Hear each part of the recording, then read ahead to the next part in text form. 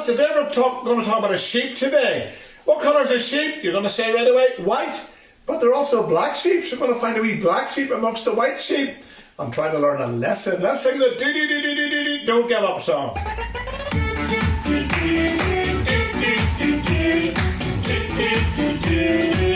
not give up.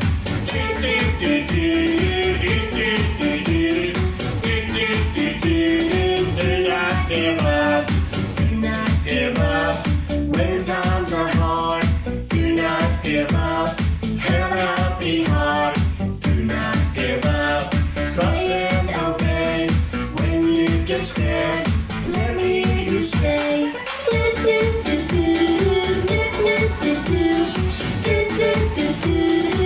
not give up.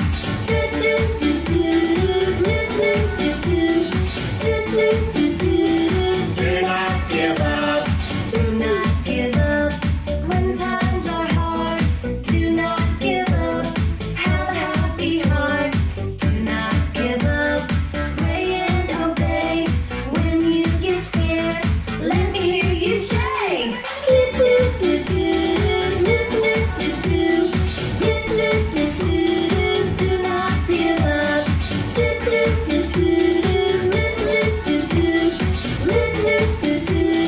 Do not give up. Do not give up.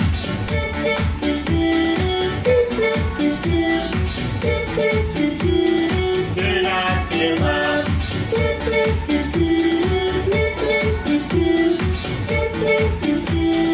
Do not give up. Bravo! Do not give up. Before we sing this song, we're going to find a sheep in the field. Can we find a little black sheep? Here we go. Boys and girls, today I'm out walking through the Dromara Hills and I'm walking through some fields and I've come across an old piece of machinery. And I thought, why is a farmer? This has been sitting here for years. And I thought, why does a farmer not use this? Because there was a time when this was very modern. It would have been pulled by horses or it would have been pulled by old tractors. But technology has moved on so much so that a farmer would never use this. They all use tractors now and much more advanced machinery for making the crops. The farmer would have sat here and it would have been told. I'm not actually sure what it is. It's some sort of reaper for the fields. It's so old it's not even hardly recognised now because that machinery has changed so much and it's got so much more advanced. But that reminds me of the Bible, because the Bible, it never changes. Things come and things go. Houses 100 years ago, we would not live in them today because they'd be too cold and they're not insulated the way houses are today. Cars, years ago, children would have walked to school or went by horse and cart. But nowadays, they go by bus or by car. Seldom walk to school. And I thought, life is changing so fast. Some of the food we ate years ago, we don't even have that today. But yet, God never changes. His word never changes. People are always changing. Technology is changing. In this field, there are also some sheep. And if you notice these sheep here, they're in the field, and there's lots of sheep in the fields. But the sheep needs a shepherd to look after them, to care for them. Otherwise, to give them food, when the food runs out, he needs to move them to another field. But in this field, you notice a wee black sheep. And I thought, the black sheep is the one we focus on. And it used to be years ago, if there was children in a classroom and there was a child who wasn't good or a bad child, they would say, that's a black sheep of the classroom. I grew up with seven boys, 6 brothers. And if I was a bad child, my mum would say, Colin, you are the black sheep of this house. In other words, for some reason, it got a name attached to it, that you are the one getting up the mischief. And I thought, where does that come from? Well, black, we often think about black. The word black is dark and it reminds of sin. So whenever you think of sin, it means doing wrong. It means disobedience. Disobedience was the sin that came into the world. Because in the Garden of Eden, God said to Adam and Eve, don't eat from that tree. And they disobeyed God and took the fruit from the tree. So disobedience. So whenever a child is disobedience to his mother or father, it's sin. And that's where the name the black sheep came from. The boys and girls, you notice when the sheep walk away, the black one is the one leading the sheep. So that's an example. Sometimes in classroom, the boy or the girl who maybe has got mischief or is going to do something bad, they can awfully easily influence the other children to do wrong and to do bad. And that's a lesson. We should, not that we want to be focusing on the white sheep, but the white sheep, maybe on a classroom of 30 children, 29 want to do the right thing, but one You look at the black sheep, he's leading the way, and they're all following the black sheep because he's persuaded them, he's told them, let's go to the other side of the field. And they should have said, no, these people aren't going to harm us. These people are here to help us, to look after us. He says, no, let's go over the hill. Let's go over the other side. And they've all followed the black sheep. And how many people are laid aside like this? Swayed. And the black sheep all reminds me of the devil. Because the devil says, boys and girls, come on, over the other side. It'll be okay. We're going to stay in the field, but we'll just go a wee bit more. And we'll walk away from the shepherd. And the shepherd's going to stay there, but we'll go here and we'll go there. The devils will always say, listen, don't give your life to God. Don't follow God. You can do that later on in life when you're much older. But when you're young, just be carefree. Go where you want. Do what you like. But boys and girls, we have a choice to obey God or listen to the words of the voice of the devil, and we should never give in to his temptation because he's evil and he's wrong, and he is the one who wants to keep us away from God. And the black sheep is always watching and waiting, and when he gets a chance to run, he will lead the others away and he'll lead them astray. Off he goes. Off he goes. They're all following. The rest all follow him. He's leading the way. There they go. The black sheep leads the way. If you notice here, some of them have went, some of them stayed, and that's making a choice. And in life, we're always making choices. At school, either we want to learn, we want to study, or we don't. It's like following God. Either we want to follow God or we don't want to follow God. So every day in life, we're always making conscious decisions about our future, about the present, whether they're going to be good or bad. And likewise, boys and girls, always have God in mind and heart, and whenever you're making decisions, and pray and ask him to help you make the wise decision and do the right thing. But when I look down at the shepherd, when the shepherd comes into this field, he treats all the sheep exactly the same. He doesn't say, you're a black sheep, you're not going to get any food today. Or you're a black sheep, you don't deserve to have any lambs. Or you're a black sheep, I'm going to keep you different. I'm not going to clip your wool this year. No, the shepherd comes in and he treats all the sheep the same. And they all play with each other. They all get their wool clipped at the same time. They get the food at the same time. They all get equal treatment. And I thought, that's the way God works. We naturally make a difference between a good child and a bad child, or a good son or bad son. Like the prodigal son, there was a good son and a wayward son. But yet, when God looks down upon the animals, he treats them all, loves them all the same. But even more so, when God looks down upon the children in the classroom, the children in school, the children in a family, God says, I don't make any difference. I love you all the same. Like any father or mother, they love their children all the same because they are their own flesh and blood. And some children are more wild than others, some are more settled than the other. And they get this name being a black sheep because they were the wild one, the disobedient one. So they got a name for being bad, which was sin, hence the name the black sheep. But this sheep, it's amongst the rest of them. We naturally look at these sheep and we focus on the black sheep because he's a different colour.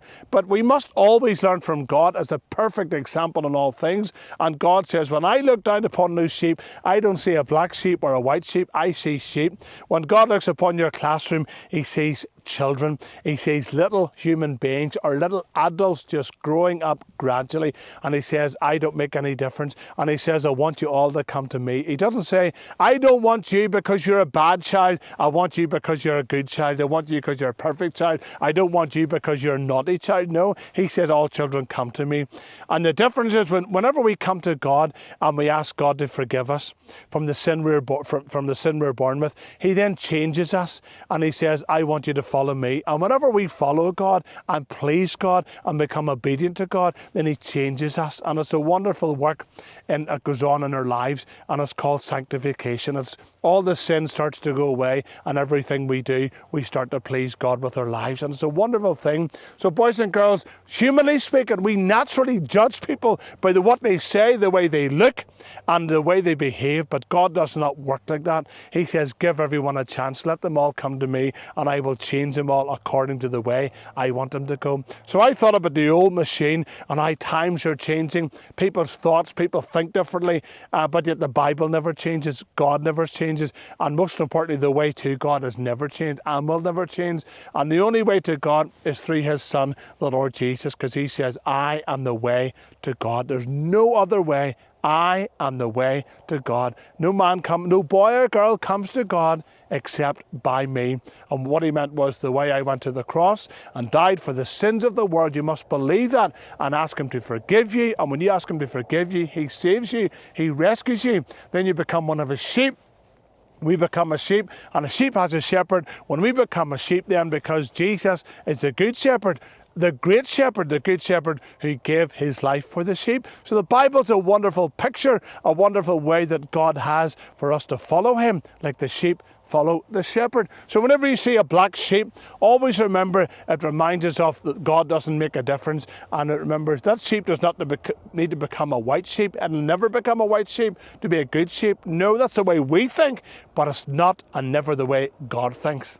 Wow, what an interesting challenge about the wee sheep leading the way and all the others following it. What a challenge, what a lesson for us all. Let's sing How Great Is Our God. How great is our God?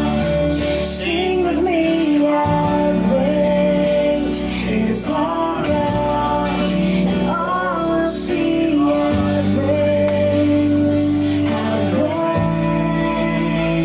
is our God.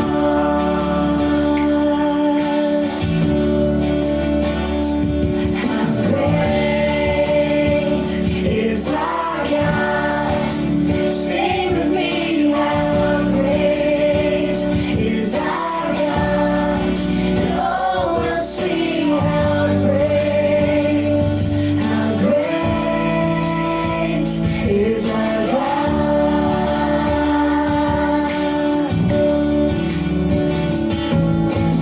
Name above all names,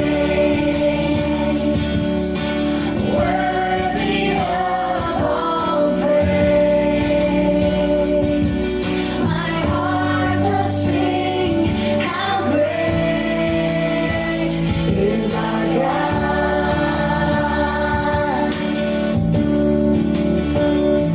You're the name above all names,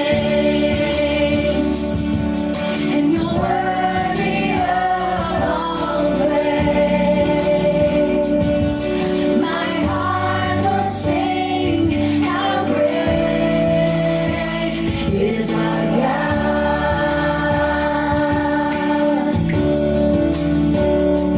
How great is our God? Sing with me, how great is our God. Oh, we'll see how great is our God.